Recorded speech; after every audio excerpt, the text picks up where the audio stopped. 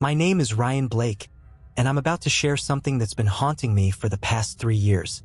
If you're expecting a spooky story that you can brush off as fiction, you're wrong. What happened to me was all too real, too terrifying to forget. It started innocently enough. Late one night, I was bored and browsing through online forums. I had recently heard about the dark web, and curiosity gnawed at me. Like most people, I dismissed it as a place for criminals and conspiracy theorists. But that night, something urged me to take a deeper dive. I didn't want to get involved with anything illegal, but the thought of exploring this hidden corner of the internet was too tempting. I found a link, a simple URL on a random Reddit thread, promising access to the underbelly of the web. The title caught my attention, The Dark Side of Humanity. I didn't think much of it. I downloaded Tor just as everyone says you should, and followed the link.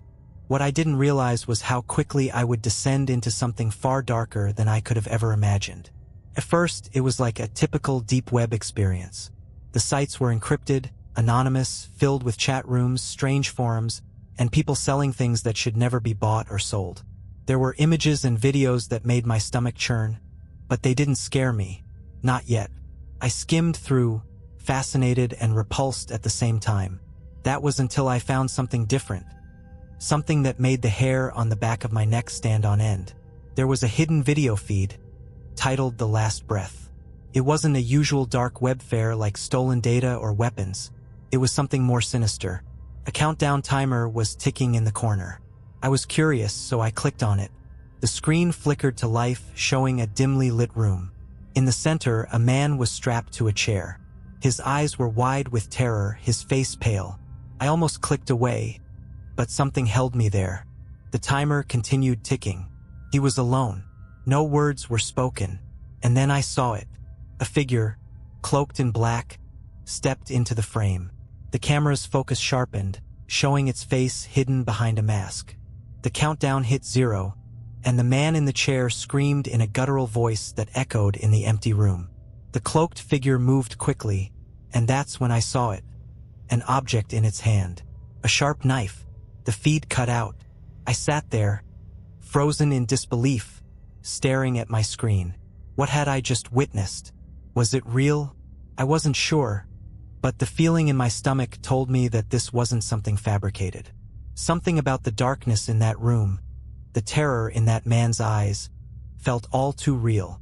I should have logged off right then, but I couldn't. I kept going deeper into the rabbit hole. What I found next made me regret that decision more than anything. After the video, I should have walked away, but my curiosity overtook me. I couldn't shake the image of the man in the chair, his eyes pleading. I needed to know more. What was that place? Who were these people? And what was the deal with these live streams? I kept searching the forums, diving deeper into the abyss.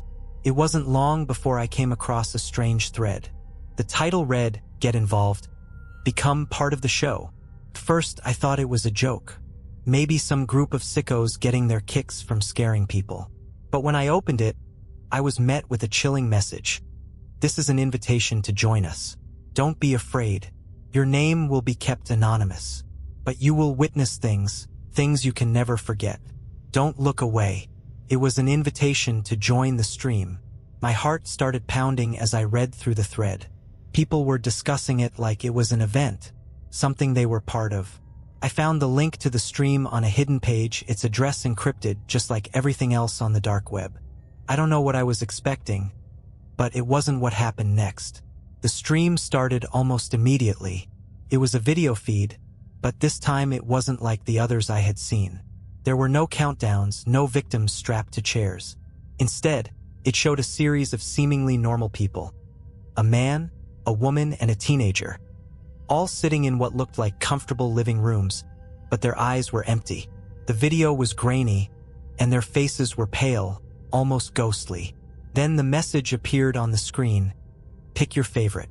Suddenly, the individuals on the screen began to react. They shifted in their chairs, their movements jerky and unnatural. The man stood up, his head snapping to the camera, staring straight at me. His eyes were wide, unblinking, like he could see me through the screen. I panicked and hit the back button, but the page wouldn't close. I tried to shut the browser, force quit it, anything I could think of, but the site had hijacked my computer. Felt like something was controlling it now.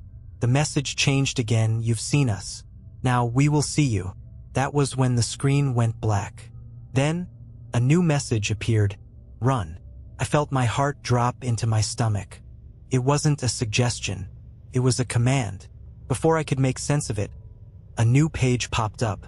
This one wasn't a video feed, it was a live chat. A list of usernames scrolled by, and then one popped up that made my blood run cold. Anonymous.111. The message from this username was simple. "I know where you live." My breath caught in my throat. There was no way. I hadn't given any personal information, hadn't even signed up for anything. I didn't even know how they could know anything about me. I started typing a response, asking who they were, but I quickly stopped. There was a sound coming from my phone. I looked at the screen.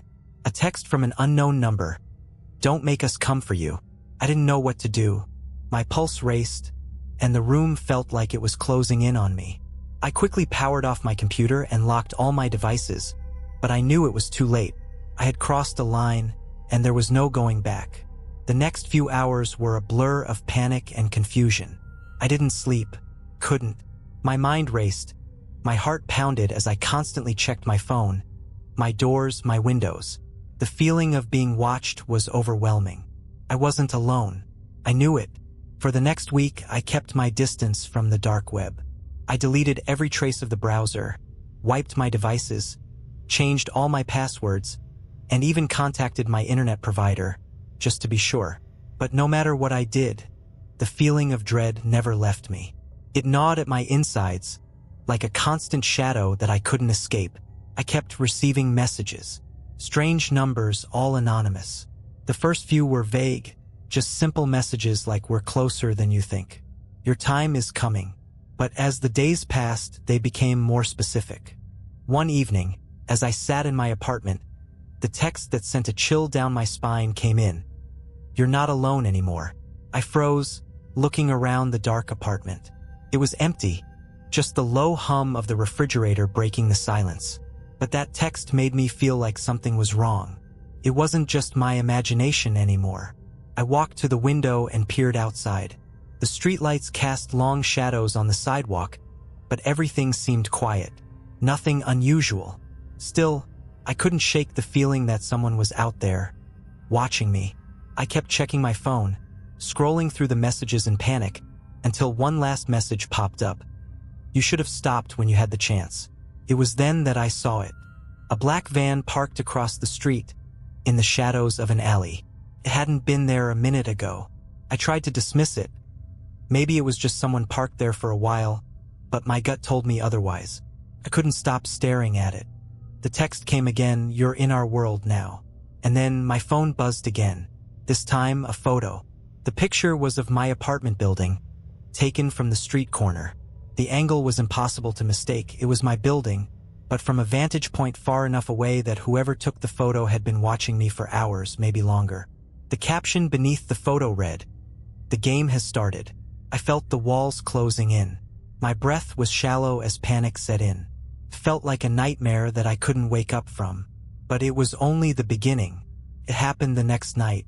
I couldn't take the suspense anymore, so I did what I thought was the only option left. I called the police.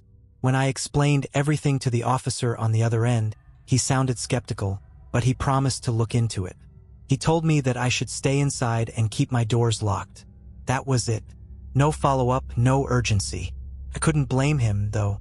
The whole thing sounded insane. But it was real. I knew it. I tried to relax, but the fear was like a tangible presence in the room. I sat in the dim glow of my living room, my phone in my hand, waiting for another message. My heart was pounding in my chest. Around midnight, the next message came through, but this one was different. It wasn't a text. It was a video. The thumbnail was black, but the title was clear, "Your Move." I hesitated, but something pushed me to click it. The video opened to a shot of a dimly lit room, exactly like the one from the first stream I had seen, with a single chair in the center. But there was something off about this one. It looked like my living room. The same color scheme, the same furniture. It was like they had set up a replica of my home. My blood ran cold. I watched in horrified silence as a figure slowly stepped into the frame, its face hidden by a black mask. This time, there was no countdown, no words. Just the eerie feeling that something terrible was about to happen. The masked figure pointed directly at the camera, as if pointing at me, and then raised a hand with emotion as if inviting me into the room. The doorbell rang. I froze. My heartbeat exploded in my chest. I rushed to the peephole and looked outside. It was a man in a dark hoodie, his face obscured by shadows. He didn't knock again, just stood there, staring directly at the door. I didn't know what to do. My body went numb. I stepped away from the door, trying to steady myself. My mind raced with thoughts. Was this the end? Were they coming for me? Then the doorbell rang again, and again. I didn't know how much time passed. Minutes? Hours? Felt like the world outside had stopped. But I couldn't stay hidden forever. I had to do something. I called 911 again, but the operator seemed confused. The line went silent for a second, and then the call dropped. I tried again. This time, there was no answer at all. My phone was now completely dead, no service. I threw it to the side and tried to gather my thoughts. Then the lights flickered. Something was in the hallway. I slowly walked to the door, every creak of the floorboards beneath my feet like a loud alarm in the silence. My hands were shaking so badly that I could barely hold the doorknob. But when I opened it, there was nothing. No one standing there. I closed the door quickly, locking it. But the sound of footsteps started. Slow, methodical, coming closer, from inside my apartment. I froze. The last thing I expected was for them to come inside without a sound. I was sure someone was in the hallway, or worse, inside the apartment with me. It felt like they were closing in on me from all sides. Then my phone buzzed again. "You've been a good player, Ryan." I looked at the message and felt like I couldn't breathe. But the game is over. I was paralyzed with fear, staring at my phone. My head spun as the words on the screen taunted me. But the game is over. The footsteps outside my door were growing louder, more urgent. I could hear them moving, deliberately and rhythmically, as if they were circling me. I pressed myself against the door, holding my breath. My pulse pounded in my ears, deafening me. The shadows in the hallway outside my apartment seemed to stretch unnaturally, moving with every flicker of light from the ceiling. I didn't know what to do. My thoughts raced. Should I run? Should I hide? Would they catch me anyway? Then, another message came through on my phone.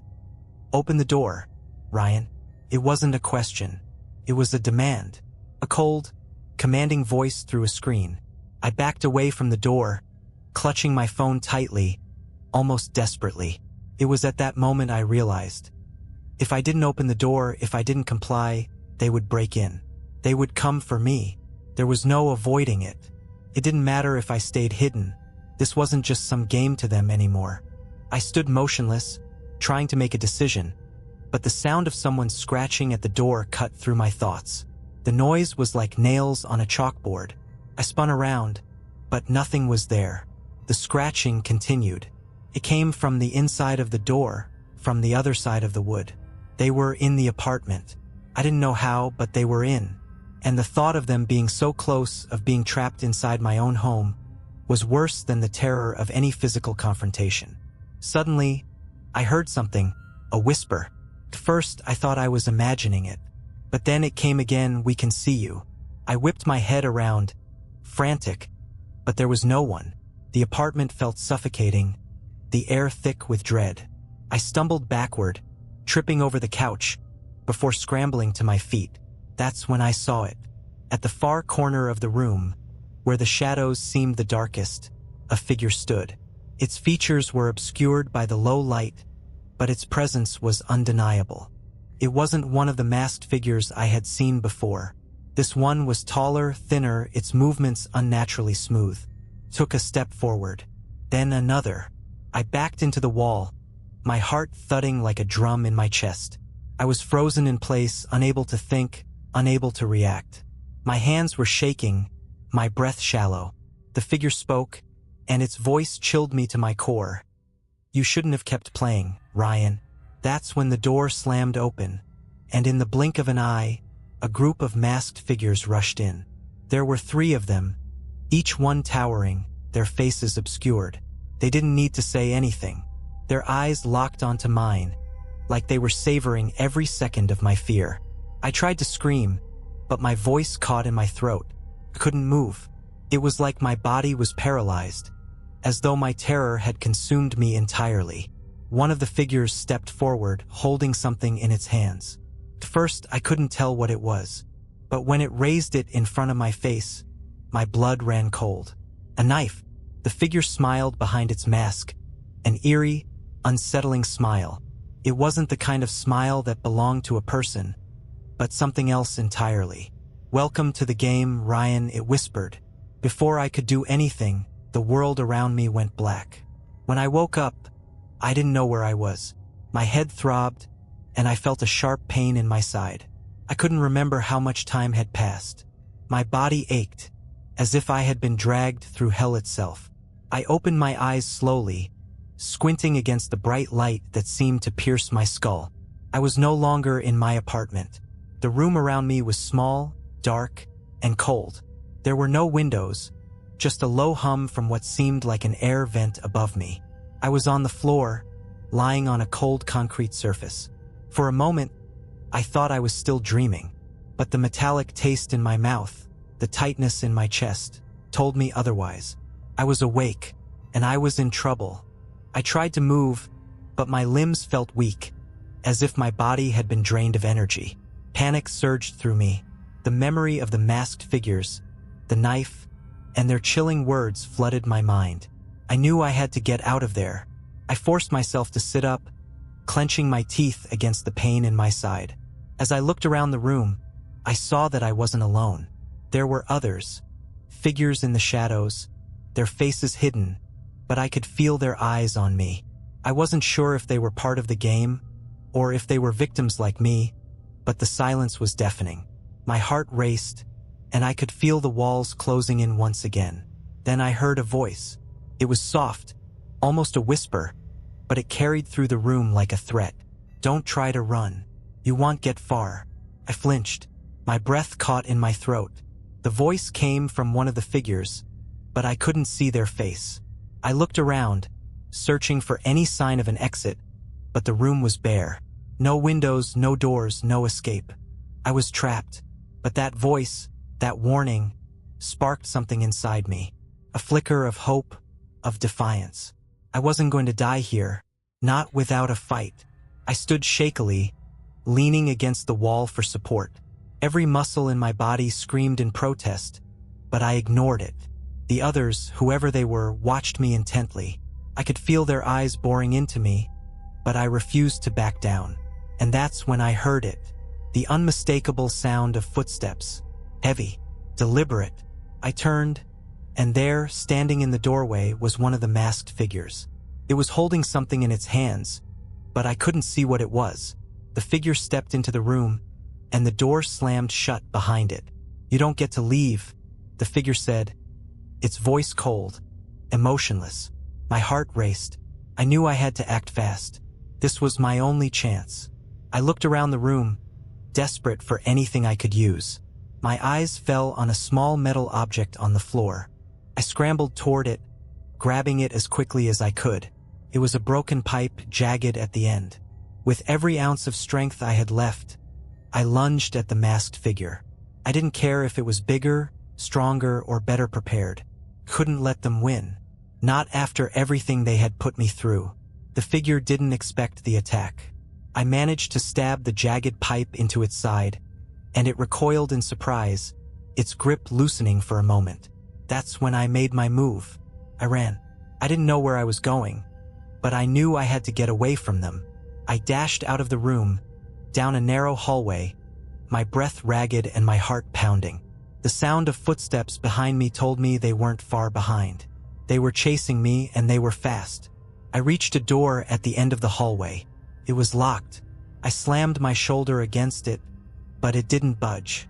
The footsteps grew louder. I had no choice. I turned, and without thinking, I ran straight toward the wall at the end of the hallway. My mind was a blur, but one thought kept repeating in my head. Survive. Just survive. I slammed my body into the wall, and to my surprise, it gave way. It wasn't a wall at all. It was a hidden door, one that I hadn't seen before. I didn't stop to question it. I pushed through, tumbling into the dark space beyond. I was free, but not for long.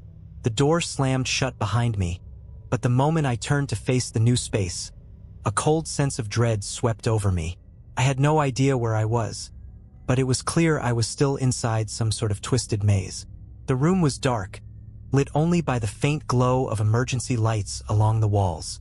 It smelled like mildew and stale air, as if no one had stepped foot here in years. I didn't have time to think about what this place was, though. I could hear the footsteps again, closer now.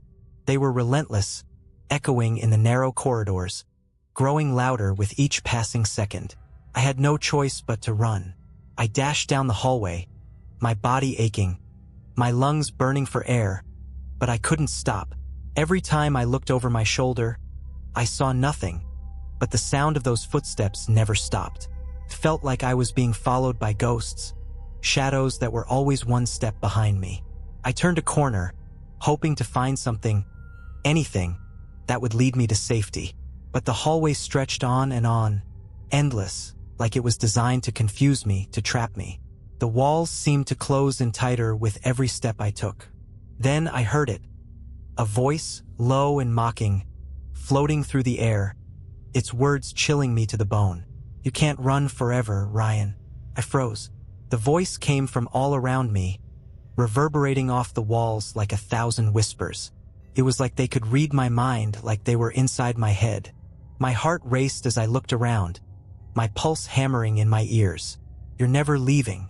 I sprinted forward again, adrenaline surging through my veins, but no matter how fast I ran, I couldn't escape the feeling that I was being stalked. It was as if they were playing with me, toying with their prey. Every turn I made led to another dead end, another closed door. Every hallway looked the same cold steel walls, the same flickering lights. I stumbled into another room, this one slightly bigger, but there was something different about it. It wasn't a sterile hallway.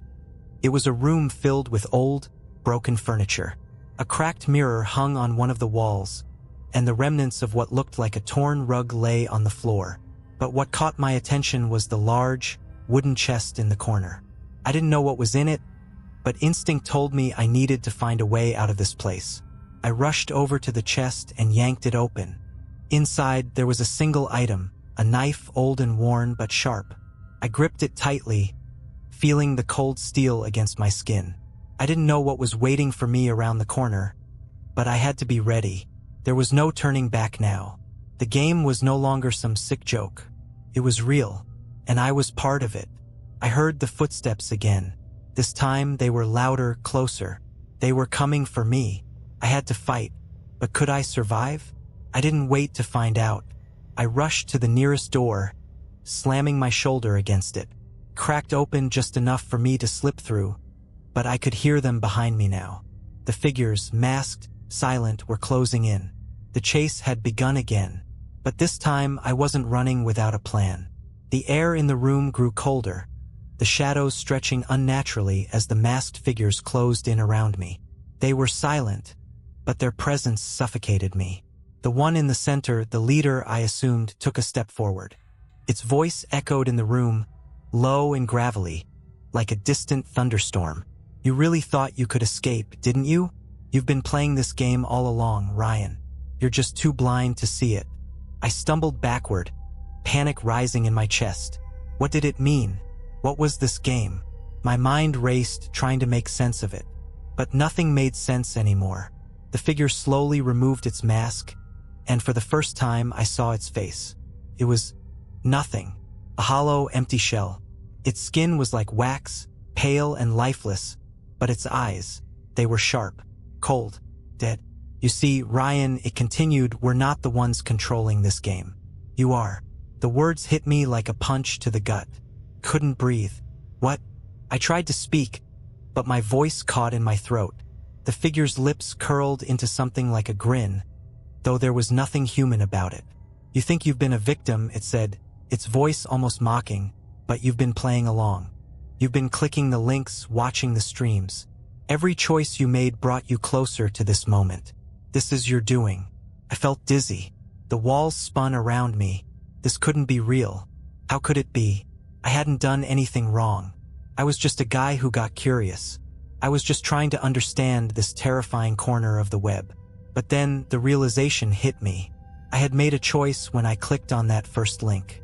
And then another and another. Every step had led me to this place. I didn't just play the game, I was part of it. The game had never been about them controlling me. It had been about me controlling myself. My choices had been the pieces that moved me through their twisted version of the world. The leader of the figures took another step toward me, tilting its head in an eerie mockery of curiosity. And now it whispered, the final choice is yours. Stay here, or end it. I didn't understand. What did it mean? And what? My heart thudded in my chest as I glanced around at the others. They stood still, unmoving, their eyes fixed on me. I felt like an animal in a cage, staring into the eyes of its captors. The room began to spin faster. I could feel the suffocating weight of their stares. The fear gripped me, suffocating me, until the light flickered. The door behind me, the one I thought was locked, creaked open, and there, standing in the threshold, was a new figure. It wasn't masked. It wasn't dark. It was a man, a normal man dressed in a suit. His face was calm, serene, as if he wasn't in a room full of danger, of people who wanted to tear me apart. You've made it far, Ryan, he said, but your time is running out. I didn't know who he was, but he didn't seem like one of them. The figures didn't react to him. They just stood there, motionless. I wanted to run toward him, to grab onto him and beg for help. But something in his eyes told me that he wasn't here to save me. The game, he continued, is a test of will, a test of survival. And you, Ryan, are the final piece. The choice now is truly yours. Take the escape or stay. But you can never unmake the decision. I was paralyzed. Escape? What was he talking about? I didn't know what to do, where to go, what to believe. The leader of the figures stepped forward again, its hollow face only inches from mine. You've always known, Ryan. You were never meant to win. You were never meant to escape. We control everything. And then, everything went black. When I opened my eyes again, the world had changed. The cold concrete room, the masked figures, and the mysterious man in the suit were all gone. I was back in my apartment. The familiar sights, the couch, the television, the clutter on the coffee table, were there, just as they had been when I first sat down and opened that fateful link. But nothing felt the same. The walls were too close, the air too thick. The apartment felt smaller, suffocating. The weight of the silence pressed down on me like a physical force. I knew something had shifted. I wasn't sure how long I had been out. Was I unconscious? Had all of that been a dream? Or was it some twisted part of the game I had played? My head was foggy, my thoughts fragmented. I couldn't tell what was real anymore. I sat up slowly, looking around, trying to make sense of what had happened. The screens in my apartment were all alive now, flickering with strange, cryptic images. Messages I didn't recognize flashed across the monitors. "You've finished the game, Ryan." My breath caught. I wasn't alone. The voice, no, the presence, was here, just as it had been before inside my mind. It was them, the figures, the watchers. I stood up, the blood rushing to my head, my legs weak beneath me. I wanted to scream, to shout, to beg them to let me go, but I didn't know how. I was trapped in my own home, in my own mind. You think you've won, but you've been playing from the very beginning. You've never been free. You've always been ours. The message burned into my brain, echoing over and over, until it felt like I was losing my grip on reality. The walls of the room seemed to breathe, shifting and expanding, pulling me deeper into the nightmare. And then the final message appeared on the screen. "The game has ended, Ryan. You have your choice now. Walk away, or stay." I froze. Walk away? How could I? Where would I go? Was there anywhere left to escape to? My eyes flicked back to the screen. The words blurred before me, and everything inside me screamed to run, to get out before it was too late. But I wasn't sure if it mattered anymore. If the game had truly ended, could I really leave? A noise in the hallway broke my trance. The doorbell rang. I didn't move. I didn't dare move. The air in the room was suffocating, like it had been thickened with fear. Was it them again? Was it all just one final trick? A game within the game? I stood there, staring at the door, heart racing, unable to make a single move. You can't run, Ryan. And then it hit me. The truth. The game had never been just about survival. It was about choice, about control, about how far I was willing to go to break free from the consequences of my curiosity. The doorbell rang again, but this time I didn't answer. I turned off the screens. I closed my eyes, and for the first time in weeks, I was finally at peace. It was over. The game was over. Whatever had been chasing me, whatever dark force had tried to pull me into its web, could not touch me anymore. I had chosen to walk away, and as I sat in the silence, I knew one thing for sure. The dark web had been more than just a place. It had been a mirror showing me the darkness inside myself. And now, for the first time, I was free of it. Or at least I thought I was.